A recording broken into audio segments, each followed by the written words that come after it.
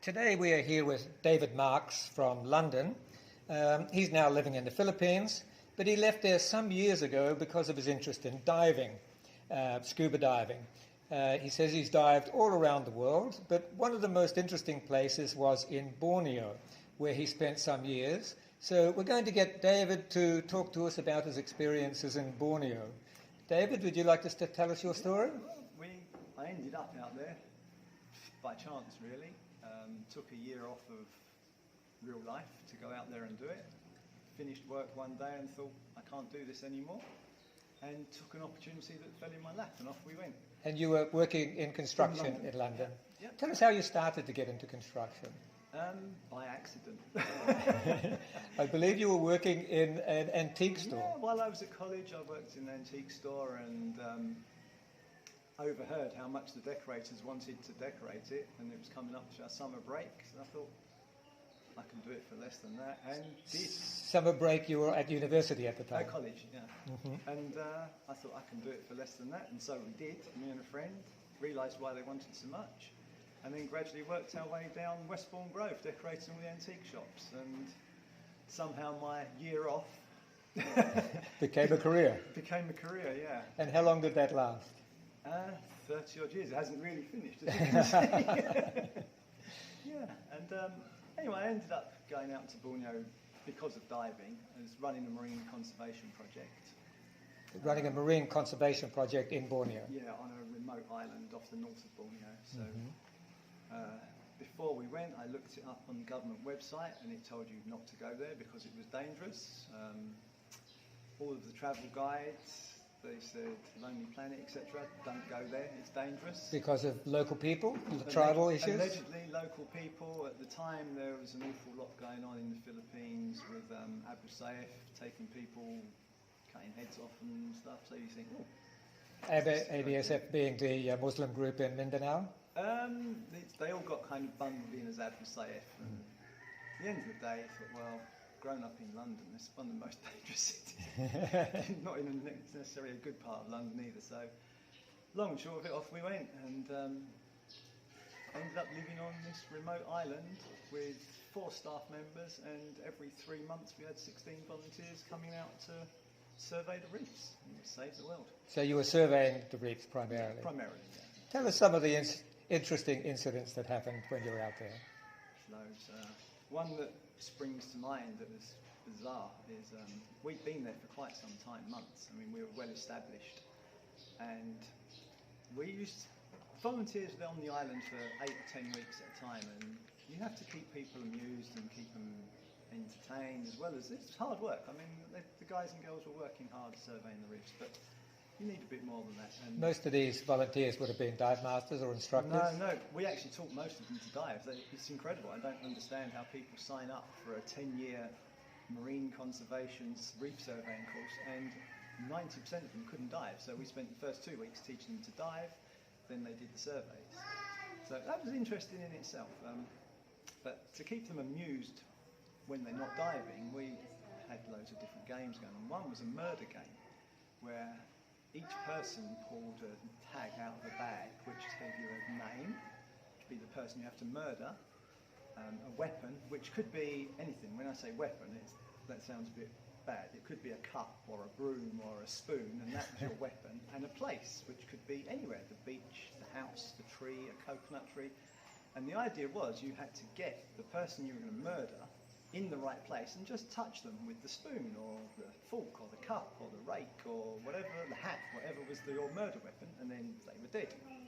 Once they were dead, they could then be pulled in to scheme with the people that are still alive to get the rest of the people. It sounds a bit daft when you're sitting in the real world, but when you're on an island, nothing else to do, this is fun. You'll find entertainment where you can. Yeah, and it lasts for a week, and if there's more than one person left at the end of the week, the game is void. The idea is there's one survivor. And this has been going on for about 3 or 4 days, and everybody is paranoid. You know, if I was to say, Jeff, can you just help me with this heavy bin? You think, no, he's trying to lure me to the bin. So there's a kind of a tension, but it's play. So the game goes on all day? All day, all night, there is no let up. So while this is going on, quite often you have to kind of do a timeout if you're trying to get stuff done. Say, look guys, there's timeout, forget the game, we've got to do this. But it's going on, so there's this tension in the air. And a boat just appeared around the headland. Usually we knew who they were, locals or fisheries. Or, who the hell's that? It's a little dugout canoe. And the way our island was situated, you couldn't come up to the stilt. It was a stilt house. You couldn't come up to it on a boat. You had to beach down in the beach, then walk on the beach. And this boat just beached. 2 people got off, and the boat turned around and went away. Here we go again. Nobody's told me about this. It's the usual, quite a lot of lack of communication. But bear in mind, this is 20 years ago. Communication wasn't that easy. It's not necessarily anyone's fault you didn't get told stuff. So I've walked down the beach to meet these people. Look kind of tatty now, but I'm building a house. But living on an island when you don't see anybody, we're really tatty. You know, you don't realise you smell when everyone around you smells. So I walked down the beach, and this couple in their early 20s were walking along the beach as if they'd gone to a resort. I mean, the girl literally had white high-heel shoes and a Samsonite type suitcase which her boyfriend was struggling to carry with another duffel bag. So they'd obviously done some serious preparation for coming to a Pacific island. Absolutely. I was thinking, what the hell's going on? I said, can I help you? And the guy said, yeah, where's the resort? I said, resort? I said, there is no resort. I said, how on earth did you get here? Oh, well, we got the ferry from Kudat, and it dropped us in the little village, and nobody spoke English, but then a man said, come, and he just dumped us on the beach. I said, well, yeah, you're white, so they thought you belonged here. I said, this, as you can see, is not a resort. He said, no, he said, well, how can we get back? I said, well, I could take you back to the little village now, but you can't get back to the mainland because the ferry has gone. You've missed it. You're stuck. In fact, you're staying here tonight. How long would they have been stuck for? Well, the ferry, the next day is the ferry. The ferry was daily? Yeah, but it only sat in this village for an hour, and they'd missed it. I said, so you're staying here tonight, whether it's a resort or not.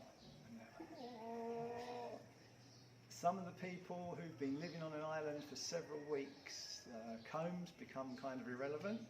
One guy, he looked like a bit of a hippie. He's 18, but long hair, all tangled and matted. Everybody kind of looks very weird. So I said, well, come on the house anyway, let's have a cup of tea and we'll see what we can sort out. So they looked quite nervous. They knew they were in the wrong place. I said, what on earth possessed you to get on the ferry in the first place? I mean, clearly it's not a tourist ferry. I mean, they said, oh, we've been told that you get the boat out to the tourist island. I said, there isn't even one up here. There's nothing round here. There's a Japanese guy who's got a few houses he rents out, but that's nowhere near. Anyway, like I say, you're here for the night. Oh, right. They started to calm down. They sort of keep looking at their cases, and people are walking in and out. And all of a sudden, this young lad came running out of the jungle, waving a machete, and he said, I've done it! I've killed Eileen! I've killed Eileen with the machete by the rubbish pit. As part of the game. Everybody's cheered and clapped, and the colour just drained from their face. I said, no, it's okay, it's just a game. And they still looked really, really scared. So I said, come inside, we've got a blackboard, I'll show you, come inside. And they didn't want to come inside. We had a little terrace on the end of our stilt house. They thought they were going to wind up on the spit that night. So they came in on the blackboard, it's all written out, and I said, it's just a murder game, and explained, and they kind of relaxed and calmed down. Anyway, they obviously stayed the night, and this is quite early in the morning they arrived. We took her diving, because she could dive. She loved it. Her boyfriend hated boats, hated water, was terrified of his boat journey out to the island. But he helped us build a bridge to the house, because at the time we hadn't got a complete bridge, so he was helping with the carpentry. We took her diving, they had a nice meal, we had a lovely evening. The next morning I said, I'll run you over to catch the ferry to get back. And he said, oh, we have to give you something, what can we give you? I said, do you know what, the only thing I really want from you is a promise. He said, promise? I said, yeah, I want you to promise when you get back to the city, don't tell anybody about this, because if you do, we'll just be swamped with every backpacker, every traveller who wants to do something that no one else has done will be turning up here. So that's all I want, promise, don't tell anyone. When you get back to the UK, you can tell who you like, but don't tell anyone while you're here. And they obviously kept the promise because nobody else turned up, which was really nice. So that was kind of a weird thing. That was fun. So you were surveying the reef there. Yeah. Who were you doing this for? It was for a company based in the UK. I don't even want to say the name. And the purpose of this was? Oh, we were combined with fisheries, Malaysia fisheries, to try and help them conserve their stocks. So this was off Kinabalu? No, off northern Borneo. Kinabalu's down a bit further. We were right up on the north of Borneo. There's a little village called Kudat, and then off of there is a huge island called Bangui, which basically nobody goes to. There's nothing there other than, I suppose about 8,000 people live on it, but no tourism, there's nothing. And what type of diving was there? A lot of paraplegic? No. Pelagic, I'm sorry, not paraplegic. Yeah, well, to be honest, you wouldn't go there for the diving. It was mangrove swamps around our island, so visibility was pretty poor. Most of it was very heavily fished, so if you were going for your idea of beautiful, clear, tropical diving with sharks and rays, you were in the wrong place. We were counting small fish. If you saw a parrotfish, if you know anything about diving and you've seen parrotfish, the biggest one I saw was about this big, which tells you something. It's fished out. There's nothing there. Parrotfish are huge. But that's the whole point of being there, trying to save. No point going somewhere that doesn't need saving if you're trying to save it. That's right. Yeah. So where else have you dived? Have you dived Komodo? Where are some of the most exciting places you've dived? Oh, everybody asks this, and people don't believe the answer. The best place to dive in the world is the UK. Mm-hmm. I've dived Galapagos, Cocos, Fiji, Australia, Red Sea, you name it, pretty much. And why the UK? Because if I take you diving in the Red Sea, we don't need to go in. I can flick through a book and show you what you're going to see, and it's there. We just tick it off as we go along. If we go to Galapagos, yeah, sure, we saw a huge whale shark, we see hammerheads, and yeah, that's what everyone dreams of. But you kind of know it's going to be there. And in general, it is. When you dive in the UK, you go down that shot line through this murky green soup, and gradually out of the gloom, the wreck appears, kind of like being in fog. If you never dived this, being in fog is the nearest I can explain it. And you don't know what you're going to find. Sometimes you'll find something amazing. And we found what we thought was a treasure chest. Another long story, it wasn't. It was a box full of shovel heads, but until we got it open on the boat, we'd found treasure. That was a buzz. The expectation is everything. Yeah, and you never know what you're going to see in the UK. It sounds ridiculous, people don't believe it, but the best diving I've done is in the UK. Many wrecks around the UK? Loads, yeah, I mean, we've got world wars, it's wreck heaven, I mean. But there's more to diving than wrecks. It's not about the twisted bits of rusting metal, it's about what lives on it as well. Yeah. And you spent some time in Fiji as well, you mentioned. That was a visit. Some friends of mine were doing the same thing in Fiji as I was doing in Borneo. Surveying the reefs. So I went out to see them, and they were on an even more remote island, which was weird. You couldn't go there. You had to get permission from the village chief, and you had to get a whale's tooth to ask permission, which is not that easy. But we spent a day and a half wandering around Suva looking for a whale's tooth. This was during the curfew. What year would that have been? That would have been about 99, 2000. They were having a bit of a uprising. That was the anti-Indian uprising, was it? Yeah, and we had it all planned to go out and meet them, and I got a call from James. I said, "Is this still on? I mean, the rebels have kicked off and they're shooting people in Suva." He said, "Oh yeah, it's a Fijian uprising. It's a Fijian coup. It doesn't mean anything." What is a Fijian coup? A coup's a coup. It's okay. All right, so we're still coming. I trust this guy implicitly. If he said it's okay, it's okay. So we went down to Sydney, got the flight out to supposedly going to Suva. And when we got to Sydney, we said, we can't go to Suva. They've blown the airport up. The coup's just a coup. Yeah, you can't phone someone on a remote island. You have to wait for them to start the sat phone up and Jenny's and stuff. So I'm thinking, what the hell's going to happen now? So I got a phone call from Jamie. He said, you can't land at Suva anymore. There's been a bit of a problem there. You have to land at another, I think it was called Nandi, I might be wrong, the little airport. I said, "Are you sure this is okay?" Yeah. He said, "There's a curfew that runs from dawn till dusk." He said, "But you're landing at 5:30. I'm like, "Yeah, in the evening." So what happened? "Oh, don't worry, it's okay." So we landed at this little tiny airport. I'm surprised the plane could land on this little runway. And I said to him, so what about this curfew then? And we've got quite a long way to go. Obviously, I can read maps. Oh, I said, I've got a pass. I said, oh, right. And it was literally a page torn out of a spiral-bound notebook with some scribble on it. I said, are you serious? There are people wandering around with machine guns and stuff. Anyway, we got in this Jeep and off it went. And the first checkpoint we came to, there were two guys asleep in hammocks, another guy with his head on the table like this, sound asleep. The weapons that they had were probably more dangerous at their end of them if you pulled the trigger. I don't think any much would be coming out of these rusty barrels. And he said, I have a pass. And they went, yeah. And that was it. And we drove all the way to the next stop to get a boat out to their island. And they had beautiful diving, clear water, manta rays, sharks, everything that we wished for, they had. So. And the gear in many of these places, did you carry your own gear? We took all the gear out with the company. There's another long story. We shipped all the gear out from the UK. I serviced it all. When we first got out there, the container hadn't arrived from the UK, and when it did, it was stuck in customs. And Borneo is divided up into states, and the main ones being Sabah and Sarawak. And the two states don't get on. They really don't like each other. You see the adverts for your holiday in Malaysia, and everyone's friendly, everyone's cuddly, and but they're not. They hate each other. And we were doing this project through the university in Sarawak, but we were doing the project in Sabah, which is just a recipe for disaster before you even start.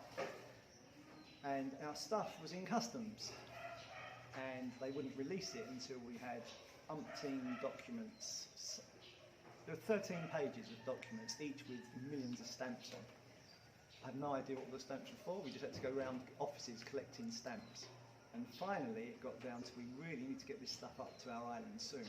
And I went to see the man in customs. And I said, what is the problem? What have we got to do now? Tell me, whatever we've got to do, I'll do it. He said, this form, you have to have the stamp from the Vice-Chancellor of the University in Kuching, which was about an hour and a half flight away. I said, but it's there, it's on it already. Oh, no, sir, this is a photocopy. It's not, we must have the original stamp on this form. I said, but we've had the form sent to you from Kuching to here. How will the stamp, it's all a photocopy. Ah, but it must be original stamp. At the time, we had one of the professors from the university who was with me. Most people spoke English, but he was there to help translating. So is this just a matter of what you find so much in these countries, a matter of how much you're prepared to pay to get the permission? No. It's not corruption. It's not corruption. It's bureaucracy. Yeah, bureaucracy. The West gave them bureaucracy. They grabbed hold of it with both hands and developed it. Which is why many people are moving out to countries like this. I remember when I was in Sabah and Sarawak, the river there, I remember looking at the height of the river during the rainy season, rose 52 feet. 52 feet. Yeah. Incredible. Were you there during the rainy season at all? We were there all year. We were there for 2 years up on our little island. And in the dry season, at one point we got worried. Our water came out of the sky onto the roof into a container. And in the dry season, we were about a week away from running out of water. It wouldn't have been the end of the world. We're rich. We've got a boat. We could have gone to the mainland and got water out of the tap. But the local people they didn't have tanks as big as us. And now, people would be interested to hear that you've been to many, many countries and seen many things. What made you decide to finally settle in the Philippines? My wife. We met in Malaysia.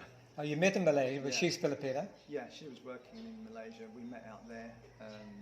This was after I'd done all my Borneo thing. I was just visiting friends in Australia, and I dropped in to see friends in Malaysia on the way back. And we met and came over here to see her family. And she was from Dumaguete here? She's from Valencia, yeah. Okay. So that's the reason why you settled here? That's why we're here, yeah. Even though it's been voted one of the top 10 retirement places by Forbes in the world, apparently? Yeah, well, that kind of spoiled it a bit. That brought a lot more foreigners here. Yeah, especially before COVID. All right. Thank you very much, David. Interesting talking to you. We appreciate it very much. You're constructing a new home here. One day it'll be finished. How long have you been going with this? About 2 years, but we're hoping to get it finished soon. We'll be living in it before it's finished, that's for sure. Just one final question. If you're constructing a new home here, how much do you anticipate it'll cost you before you actually finish the home? It's a 3-bedroom, split level, nice big lounge room, garage, etc., in a lovely, lovely area up here, surrounded by trees. That'd be how long's a ball of string. It depends what you want to do with it. So I don't know. It depends how you do it. We're not doing it.